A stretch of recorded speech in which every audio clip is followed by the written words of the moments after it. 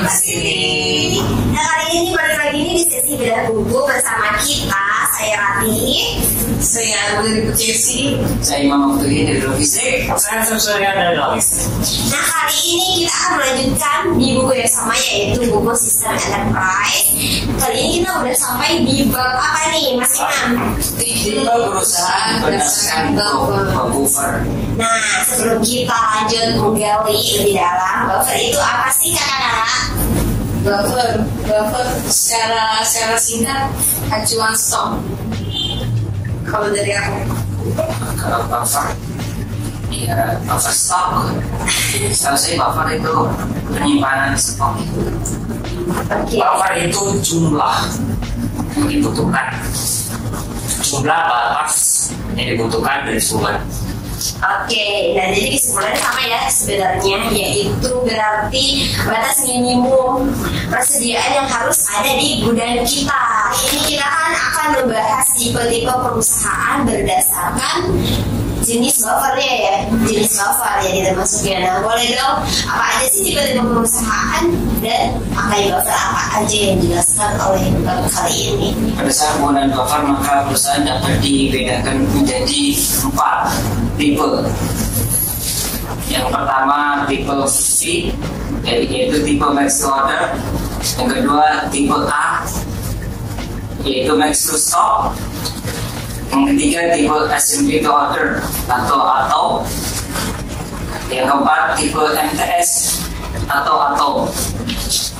Dan untuk lebih jelasnya nanti dijelaskan ke Mas Asep.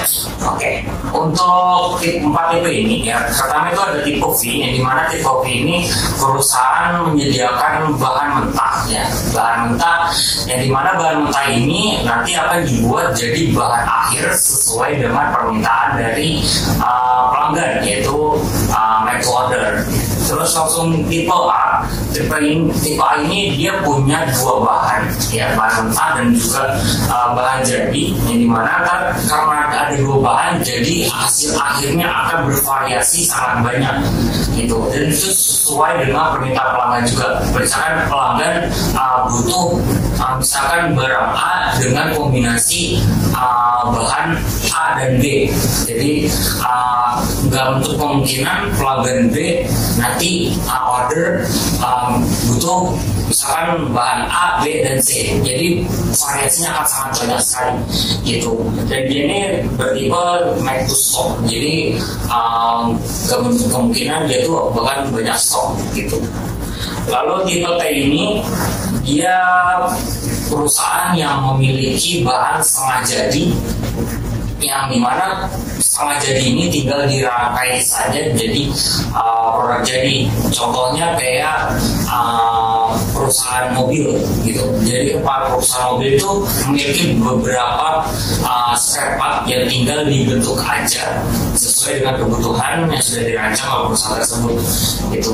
Lalu ada tipe I, perusahaan yang memiliki bahan mentah, yang dimana bahan mentah ini akan diproses menjadi bahan setengah jadi, seperti tipe E, di mana dia itu make to stock.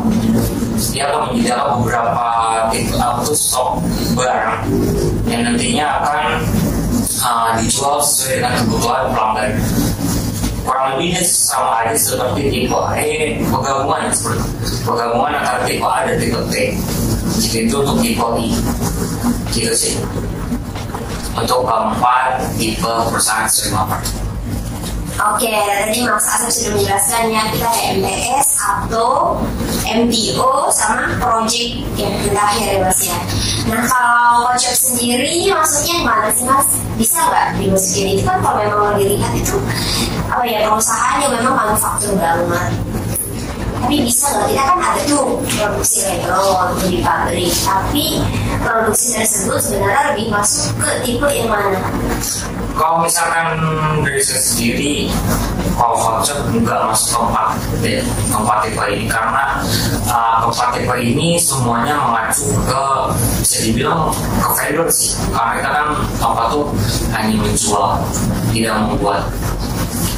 Jadi kita tidak termasuk ke 4 tipe perusahaan buffer ini, karena semuanya ini menyediakan produk mentah dan setengah jadi nggak ada yang produk langsung jadi.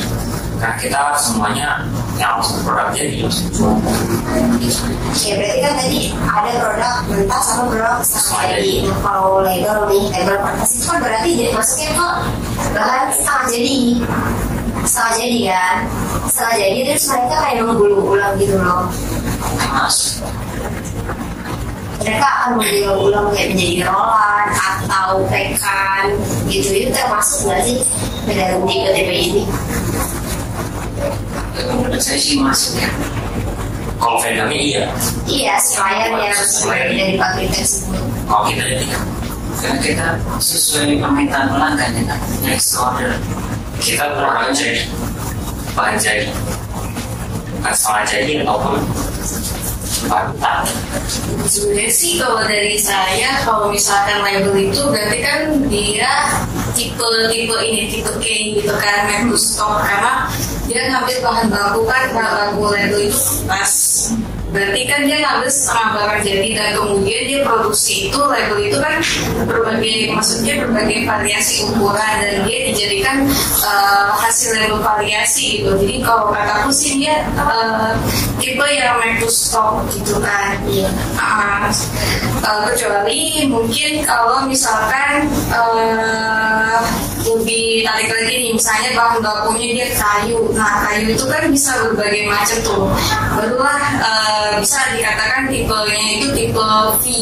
Dari kayu dia kertas gak cuma hanya label kan, tapi kertas-kertas lain gitu, jenisnya kertas, mungkin kertas HPS, terus kertas ECR, kayak gitu sih. Yang nantinya kertas-kertas itu banyak variasinya lagi gitu di produksi. Nah itu perbedaan yang menurut aku tangkap dari si buku ini, berbeda dari tipe V sama tipe E yang diterapkan di perusahaan produksi label kayak gitu.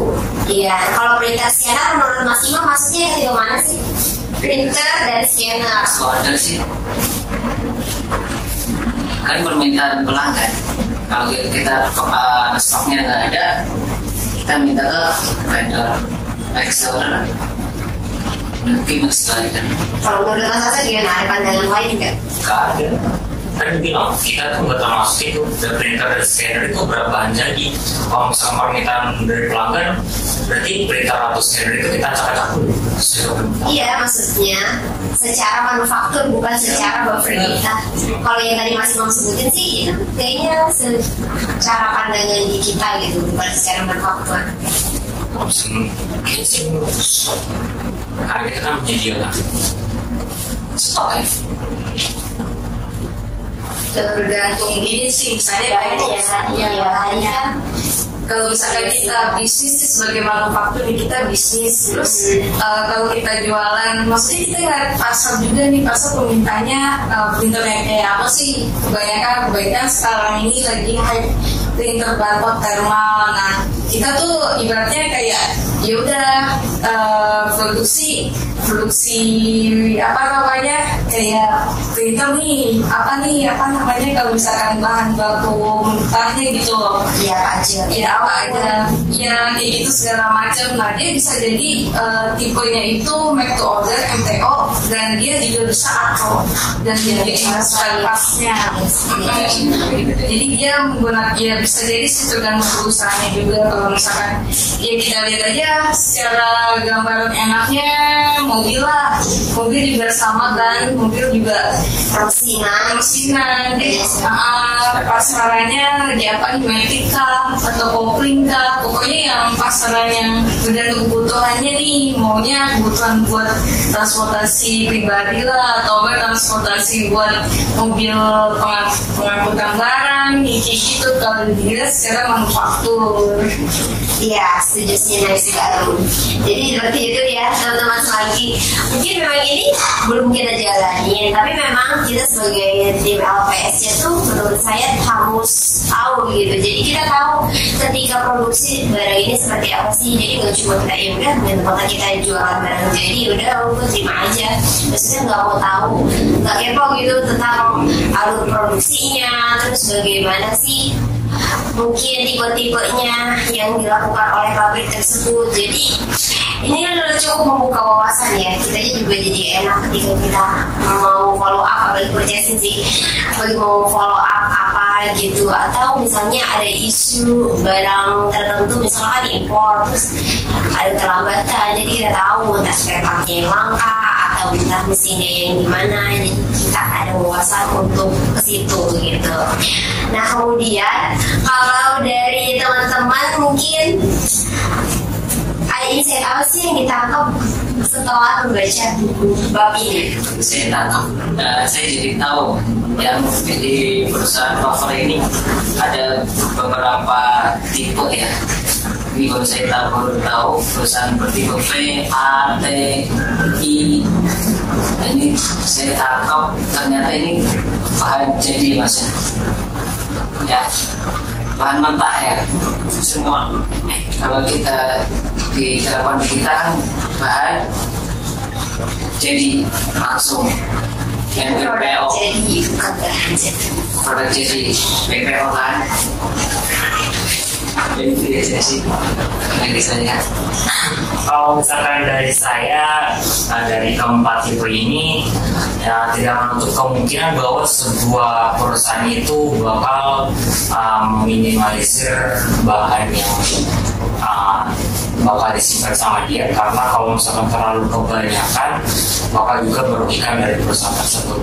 Contohnya kayak misalkan dia tipe A, misalkan sengaja jadi kalau misalkan dia kebanyakan ngebuat bahan setengah jadinya itu, malahan takutnya itu bakal terbuang sia-sia karena permintaan dari pelanggan tidak semuanya sama gitu, tidak semuanya itu aja, pasti akan berbeda-beda.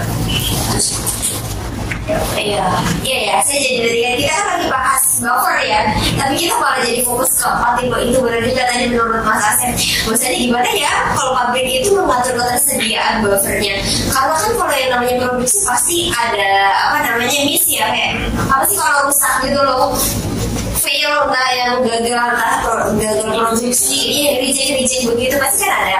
Nah itu untuk mengantisipasinya bagaimana, kemudian kayak permintaan pasar kan berubah-ubah terus, itu mereka seperti apa. Dan ini menarik banget sih, jadi penasaran saya mengenai buffer pabrik ini, karena kalau buffer produk jadi seperti kita nggak sempit itu. Jadi pembahasan kita kali ini mengenai tipe-tipe buffer di setiap perusahaan sampai sini, mudah-mudahan bisa menambah insight teman-teman, menambah pengetahuan teman-teman. Terus teman-teman yang mau buka pabrik nih barangkali semoga dilancarkan dan bisa menerapkan tadi tuh tipe-tipe yang sudah dijelaskan oleh teman-teman Coach Jakarta. Nah cukup sekian pertemuan kita kali ini, sampai jumpa di sesi bedah buku selanjutnya. Terima kasih. Bye.